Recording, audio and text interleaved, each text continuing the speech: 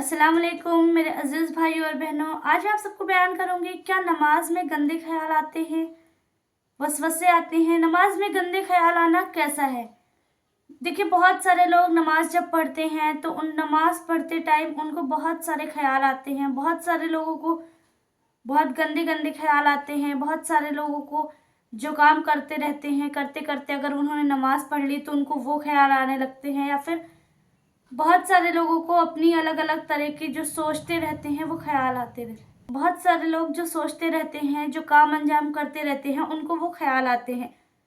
नमाज के दरमियान गंदे ख्याल आना कैसा है। देखिए, ख्याल आना ये एक शैतानी फितरत होती है और जो आप करते रहते हो वो आपको नमाज में ख्याल आता है। लेकिन इन वसवसों से, इन ख्यालों से बचने के बहुत सारे तरीके होते हैं हमारे पास। और ये ख्याल हमें क्यों आते हैं। देखिए, ये ख्याल हम सबके ज्यादातर नापाकी और गंदगी की वजह से होता है, इसलिए आप सबको उससे बहुत दूर होना चाहिए। देखिए, जब हम नमाज पढ़ने जाएं तो नमाजी का कपड़ा, बदन और उस दर का पाक होना बहुत जरूरी है। अगर वहां पे गंदगी, नजासत या फिर नापाकी लगी है तो जाहिर सी बात है कि हमें गंदे ख्याल आएंगे। और गंदे ख्याल का आना एक शैतानी फितरत है और एक अपनी सोच होती है।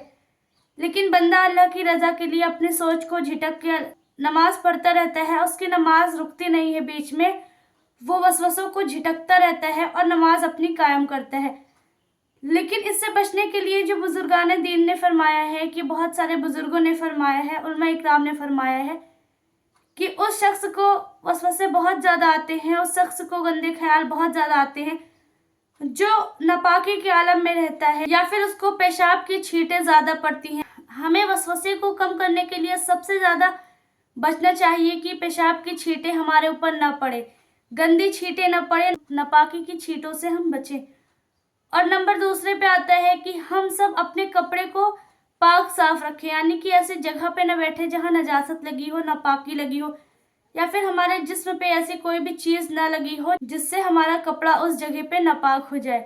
नमाज पढ़ते वक्त हमें पाकी का सबसे ज्यादा ख्याल रखना चाहिए, जिनसे अगर हम धीरे धीरे करके अगर हम ये सब काम सही कर लेंगे, नजासत से दूर हो जाएंगे, तो धीरे धीरे हमारे वसवसे कम हो जाते हैं और गंदे ख्याल आना कम हो जाते हैं। देखिए, गंदे ख्याल आने से आपकी नमाज नहीं टूटती है, ना ही आपको गुनाह होता है। देखिए, ये एक नेचुरल प्रोसेस है। ये ख्याल, ये सोच सबको आती है, लेकिन हम इसको झटक के नमाज आगे बढ़ते रहते हैं, पढ़ते रहते हैं अल्लाह की रजा के लिए, और एक पाबंदी से हम नमाज अपनी कायम रखते हैं। लेकिन ये वसवसे आना, गंदे ख्याल आना, ये सबके साथ होता है। लेकिन हम अपनी सोच को बदल लेते हैं, झटकते रहते हैं और नमाज को कायम रखते हैं। इससे हमारी नमाज मुकम्मल हो जाती है, हमें गुनाह नहीं होता है। इनके बहुत सारे कारण थे जो मैंने आपको बताया। सबसे पहले तो नापाकी होती है। अगर बंदा नापाक रहेगा या नजासत उसके जिस्म पे लगी रहेगी तो उसको वसवसे आएंगे, गंदे ख्याल आएंगे। ये एक शैतानी फितरत होती है।